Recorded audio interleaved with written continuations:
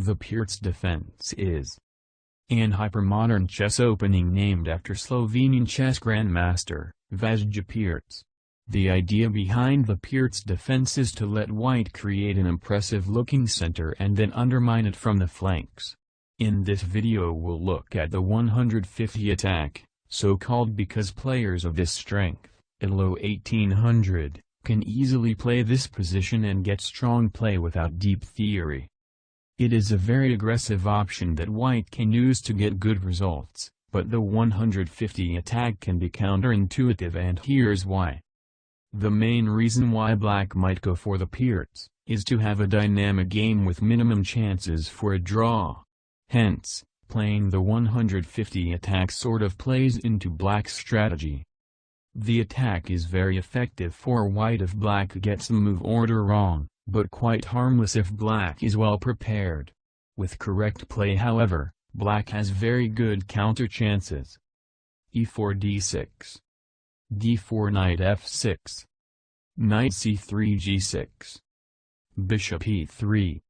White develops the bishop to e3 with an idea of castling queenside and launching a pawn storm on the kingside, similar to the Yugoslav attack or English attack of the Sicilian. At this point black should play c6, not bishop g7. If bishop g7, then bishop h6 after queen d2 by white ensures the removal of black's key defender with tempo. c6 on the other hand prepares a queenside counter pawn storm and acts as a waiting move to see where white intends to castle, for he might go to the king's side as well. If now white plays f3, it is a clear signal that he wants to castle queenside. Hence black should play b5 immediately. The game could continue as follows. Queen d2, knight b d7.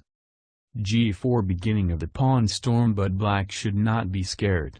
Knight b6 clearing d7 for the other knight soon to be dislodged from f6. h4. h5.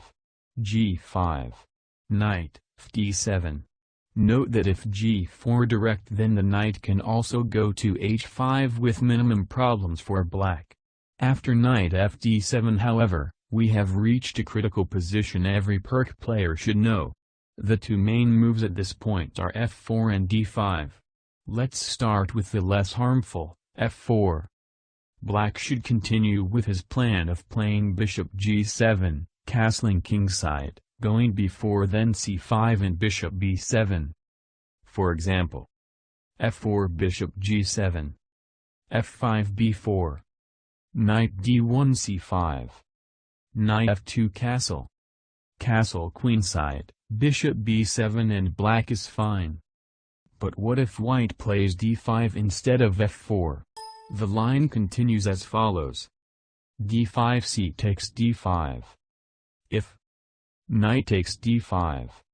Knight takes d5. Queen takes d5. Rook b8 and black is okay. Both bishop takes b5 and bishop takes a7 fall to queen a5 check. If instead of knight takes d5 white plays bishop d4, then rook g8, not knight d5, which falls tactically, as follows. Knight d5. Knight takes d5. Knight takes d5. Bishop takes e5, d takes e5. Bishop takes b5 check, bishop d7. Queen takes d5, bishop takes b5. Queen takes b5 check, queen d7. Queen takes e5 and white is winning. So after rook g8. Bishop takes b5, d takes e4. Knight takes e4, bishop g7. Bishop takes g7, rook takes g7. Castle queenside, king f8 and black is fine.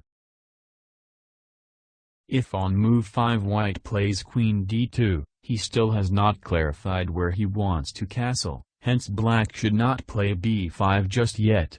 He should play knight b d7 and only when f3 or castle queenside should he go b5. If h3 a tricky waiting move by white, black should play queen a5.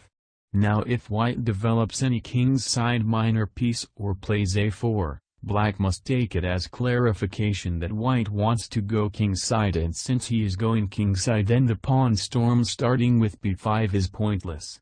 Black should play bishop g7, castle and play e5 to challenge the center. Here is an instructive game. Kinkin vs Onisiuk. Dresden, Germany 2017.